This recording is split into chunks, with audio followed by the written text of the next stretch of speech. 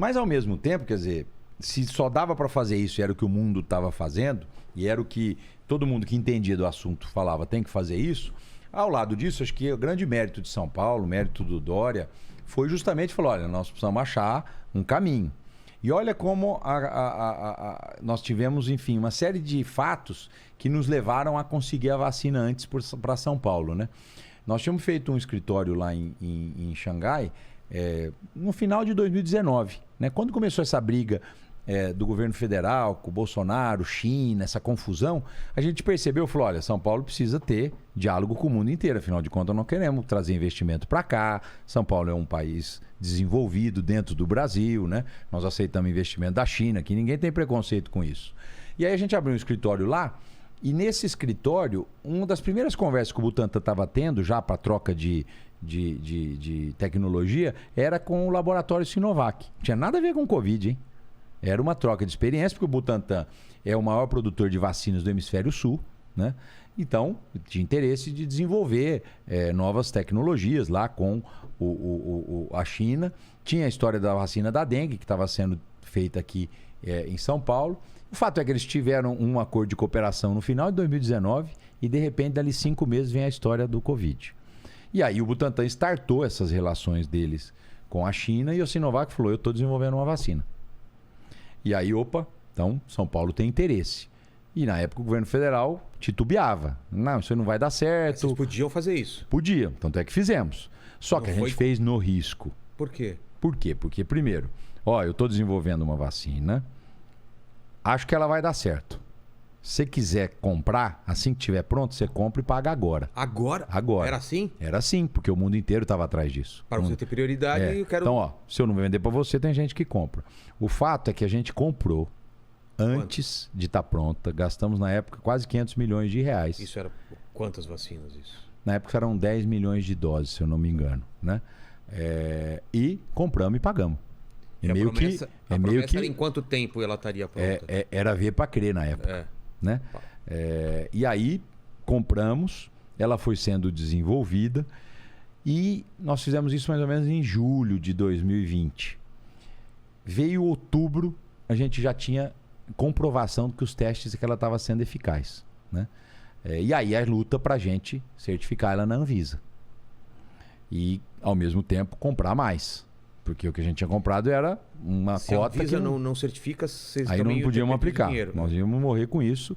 E eu diria que o Dória e o governo ia pagar na pessoa física, né? Não estavam com ação de improbidade contra todo mundo. Com certeza, né?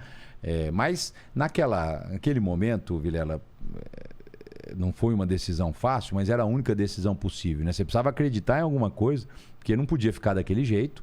E se aparentemente não faz nada, é certeza que vai dar merda. Se faz alguma coisa, pode ser que... Entendi. Então era o risco. O menor risco é isso aqui. Vamos arriscar.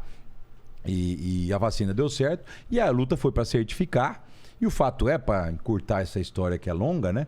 Em 17 de janeiro, a primeira brasileira foi vacinada aqui em São Paulo, uma enfermeira negra ali do HC, a Mônica, e foi vacinada com a vacina da Sinovac e do Butantan. Mas demorou também essa certificação? Demorou sim. Demorou dezembro, era uma guerra, eu não vou comprar essa vacina não vai virar nada, da China. E a gente mostrava que, olha, é eficaz. E aí, se você lembrar, a gente começou a vacinar em janeiro, a vacina. Eu lembro que na época o Bolsonaro falou, não vou comprar. Quem manda sou eu. Eu lembro disso. Né? E dali um mês... Quando fala não vou comprar, significa... Para os outros estados ou para completar? Para os outros estados, né? São Paulo Porque aí o que nós íamos fazer? Tudo bem, nós não vamos vacinar só São Paulo. Né? Nós temos dinheiro para comprar, nós vamos comprar, já compramos e vamos vacinar o paulista, né? Mas não é correto. Correto era você criar essas camadas de vacinação. Começou com os mais idosos, você lembra? Acima de 90 anos, verdade, depois 85. E o fato é que as 100 milhões de doses que a gente depois comprou, e aí a gente revendeu para o governo federal. Que é ele que tem dinheiro para isso, não é a gente. São Paulo, por ser um estado desenvolvido, se precisasse, a gente usava para comprar vacina. Mas a gente comprou, tiramos dinheiro de outros lugares, né? Focado na pandemia. E a gente passou essas vacinas para o governo federal e aí ele distribuiu para São Paulo e para os outros estados. Eles pagaram para vocês? Pagaram para o Butantan. O Butantan faz isso. O Butantan produz vacina, vende, por exemplo, vacina da gripe, é tudo do Butantan. A gente produz tudo aqui em São Paulo, ali no terreno da USP, vende para o governo federal, para o Programa Nacional de Imunização, Eu lembro que eu falei no começo, é o governo federal que tem imposto, que tem dinheiro para comprar vacina, não é os estados. Então, a fábrica ela podia ser privada, mas ela é pública do Butantan. Então, a gente vende para o governo federal, o Butantan até ganha dinheiro com a vacina, e ele pega esse dinheiro e reinveste em novas tecnologias, em pesquisa, para não parar de se reinventar, senão já teria acabado, né?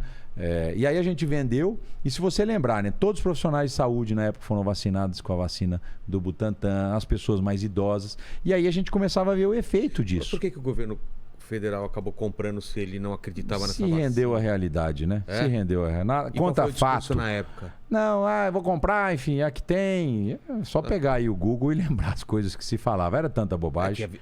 Era virar jacaré, era da... E uma coisa que... E a população morrendo, né? Todo mundo querendo se apegar numa esperança. E a esperança estava comprovando, mesquinha, né? Uma briga tão mesquinha, cara. O fato é que a gente podia ter antecipado aí uns 2 meses, eu acho, a vacinação. Um pouco essa conta que a gente faz. E aí aquela guerra de política não deixou. E a largada da vacinação foi com a Coronavac, ela foi avançando. Aí depois veio a Pfizer, a Johnson. O fato é que hoje São Paulo é o estado que mais vacinou comparado com o resto do mundo, né? Do mundo? Do mundo. É o primeiro... porque o Brasil se nós já fôssemos tem um país, esquema de vacinação muito bom, né? Já tem, porque nós somos um país tropical. O país tropical é acostumado a vacinar, né? Você vai lá na Europa, nos Estados Unidos, o cara não quer vacinar. Mas aqui a gente já é acostumado a vacinar pelas doenças tropicais, né? E vacinou muito, e isso permitiu a nossa vida voltar ao normal, né? Hoje nós estamos vivendo uma vida praticamente normal. Você só é obrigado a usar máscara hoje dentro de transporte coletivo e dentro de hospital, em posto de saúde, né? O caiu isso daí foi quando? Caiu no começo do ano. E a vacina funciona, né? Então a vacina trouxe a nossa vida normal de volta. Mas foi uma luta árdua, Vilela. Eu imagino, cara. Uma luta árdua. E olhando para trás, é o que você falou, agora é muito fácil, mas vocês se arrependem do quê? O que vocês fariam diferente? Porque agora é mais fácil avaliar. Já aconteceu. Olhando para trás, dá para saber o que dava para ser feito melhor ou pior. Reduzir o lockdown, fazer um pouco mais frouxo, na prática, mais apertado. Nem teve lockdown aqui, o né? lockdown, Sempre foi... O lockdown, é o que eu tô te falando. O lockdown é total. É para tudo. Para tudo. Ninguém sai de casa. Ninguém sai de casa, não funciona transporte coletivo. Que a gente fez aqui? Quarentena. Quarentena mesmo? É quarentena mesmo. Então o lockdown você fecha tudo, para transporte coletivo. Opa, ninguém... Porque a grande reclamação que o pessoal falava era isso. Como que tá fechado se no transporte público o pessoal tá amontoado? Isso vocês fariam diferente, talvez? Não. Não, porque senão parava completamente a circulação da economia, né? Se a pessoa hoje, muita gente infelizmente faliu com o seu negócio, teve dificuldade financeira, imagine se tivesse feito um lockdown mesmo para valer no Brasil. É difícil falar o que a gente mudaria. Talvez a comunicação, né? A forma de tentar envolver todo mundo, explicar, apesar que a gente falou bastante, mas na época ninguém ouvia direito. O fato é que acho que hoje dá para olhar para trás e ter clareza que São Paulo escolheu o lado certo dessa história, que o problema sempre foi o vírus, não era a quarentena, né? O vírus é que era o problema. Países que insistirem em não fechar, as pessoas também não saíam de casa. As pessoas não iam consumir mais porque tinham medo. Entendi. Nós tínhamos na época uma comparação, acho que era Noruega e Dinamarca, né? Ou Noruega e Suécia. Porque tomaram caminhos diferentes? Não, uma fechou, a outra não fechou. Uma morreu o dobro do que a outra. Aqui não fechou. Aqui não fechou. E a economia caiu do mesmo jeito. Mesmo não Mesmo fechando? jeito, não fechando. Porque o cara não ia. Não o cara não ia, aberto. ele estava com medo. Então o problema sempre foi o vírus, né? Não era a medida restritiva do governador, do prefeito, não era isso, né? Todo mundo ia parar mesmo na medida em que começava a ver gente morrendo na rua, gente morrendo por falta de atendimento, né? Então a pandemia se impôs sozinha. E o que os governos fizeram era muito mais tentar administrar para evitar que tivesse um colapso no sistema de saúde. Esse era o foco. Entendi. Tanto é que eu olhava só na época, Vilela, internação. Olha, nós temos que aumentar leito, para que todo mundo que precisa de uma internação tenha. Seja o cara que tem dinheiro vai pro hospital. Por que a gente montou aqueles hospitais enormes e depois desmontou? Por que não manteve eles? Não era... Porque não tinha por que manter. Um hospital aberto de campanha ele sem ninguém tem um custo muito alto. Só de deixar ele lá? Só de deixar. Mas a montagem e a desmontagem é barata. O problema é a manutenção. Eu fiquei imaginando, deve ter sido muito caro montar e muito caro para desmontar. Olha como são as coisas, né? Você pegar um hospital e construir do zero. Você tem um terreno e fala, vou construir um hospital com 200 leitos. Vamos imaginar que você vai gastar 150 milhões de reais para construir a obra. Pronto. Deixar ele pronto. Em 13, 14 meses, Vilela, você gasta 150 milhões com ele funcionando. Então, você gasta de custeio, que a gente chama, a gente fala de 13 a 14 meses o que você gasta para construir um hospital. Então, o problema não é construir, o problema é manter aberto. Entendi. Né? Eu lembro quando a gente fechou o hospital de campanha e depois voltou a crescer a circulação, a gente teve que abrir mais leitos. Muita gente, o Ministério Público questionava... falava, eu mesmo perguntei, falei, pô, por que custava ter deixado aberto, né? Eu falei, se eu tivesse deixado aberto, vocês iam entrar com ação de probidade porque estava desperdiçando dinheiro público. 3, 4 meses pagando sem precisar. Né? Então, é óbvio que não é obrigação da sociedade saber isso. É gestor que tem que saber, né? Mas só para você ter essa métrica. Isso vale para o Brasil e para o mundo, hein? Tá. Um hospital, ele custa de obra o mesmo tanto que ele custa para funcionar de 13 a 15 meses.